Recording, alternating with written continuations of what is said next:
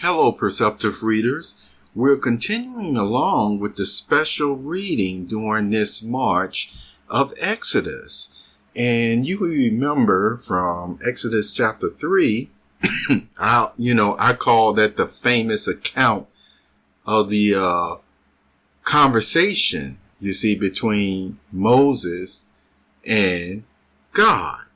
Now, that account, many people have heard about, and they even know about the statement that God said that I am that I am, or I will prove to be who I am, which is God, which is everything.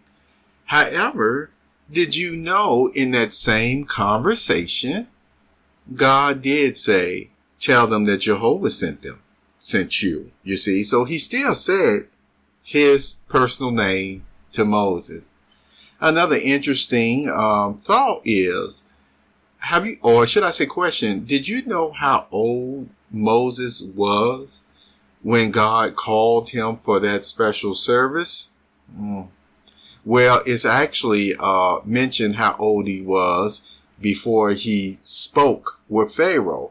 So 7-8 decades, So it's something to think about. Why? Because I do like to emphasize that even when persons get up in age, you can see why Jehovah God actually said before gray-headedness, you should raise up or really just show respect to them and dignity, And so with that being said, Moses was up in age. And so God not only gave him what to say, but guess what? We know special miracles, mightiness was placed upon even Moses' person himself, where, his eyes were not dim. He still had strong strength. See, all that was coming from Jehovah God, And so I wanted to state that. So those 2 points from the readings we get is that Moses was up in age, and also God did tell him his personal name was Jehovah, even though when you read that account of Exodus chapter 3, you don't see that in all the translations. They may end up saying, instead of Jehovah, they'll just say the Lord sent you. But I'm just here to tell you today, God gave him his personal name. Okay. Now, let's read Exodus chapter 4. And I'm going to take my time with this. It's all the way down to verse 31. It's interesting when I look at this, because I'm reading this from the Bible in Basic English Translation, And so you will get what I would call even clearer language, than a lot of other translations. Don't get me wrong, they all express the same spirit. But I am continuing to read this in the Bible in Basic English Translation. This is Exodus chapter 4, okay? So, Moses answered, what if they do not believe me or listen to me and say, the Lord did not appear to you? Then the Lord said to him, what is that in your hand? A staff, he replied. The Lord said, throw it on the ground. Moses threw it on the ground, and it became a snake, and he ran from it. Then the Lord said to him, reach out your hand and take it by the tail. So Moses reached out and took hold of the snake, and it turned back into a staff in his hand.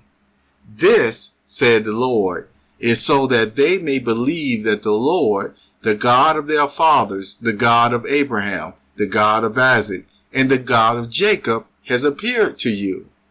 Then the Lord said, put your hand inside your cloak. So Moses put his hand into his cloak, and when he took it out, the skin was leprous. It had become as white as snow. Now put it back into your cloak, he said. So Moses put his hand back into his cloak, and when he took it out, it was restored, like the rest of his flesh.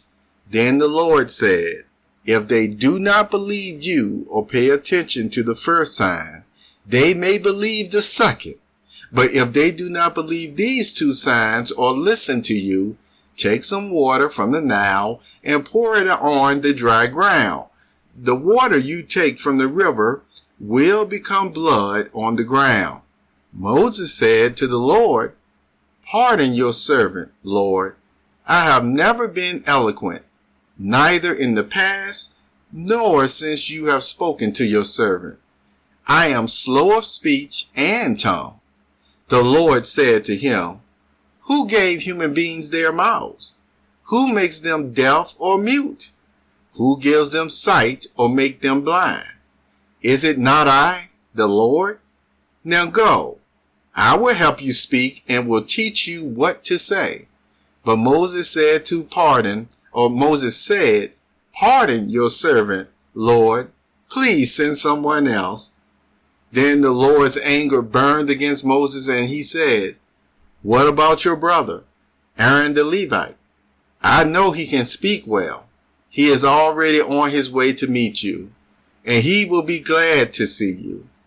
You shall speak to him and put words in his mouth. I will help both of you speak and will teach you what to do. He will speak to the people for you, and it will be as if he were your mouth and as if you were God to him. But take this staff in your hand so you can perform the signs with it." Then Moses went back to Jethro, his father-in-law, and said to him, "Let me return to my own people in Egypt to see if any of them are still alive." Jethro said, "Go, and I wish you well." Now the Lord had said to Moses in Midian, "Go back to Egypt, for all those who wanted to kill you are dead." So Moses took his wife and sons, put them on a donkey, and started back to Egypt. And he took the staff of God in his hand. The Lord said to Moses, "When you return to Egypt, see that you perform before Pharaoh all the wonders I have given you the power to do. But I will harden his heart so that he will not let the people go. Then say to Pharaoh, 'This is what the Lord says. Israel is my firstborn son. And I told you, let my son go, so he may worship me. But you refuse to let him go, so I will kill your firstborn son.'" At a dodging place on the way, the Lord met Moses. At a lodging place on the way, the Lord met Moses and was about to kill him. But Zipporah took a flint knife, cut off her son's foreskin, and touched Moses' feet with it.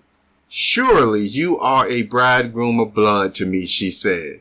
So the Lord let him alone. At that time she said, "bridegroom of blood," referring to circumcision.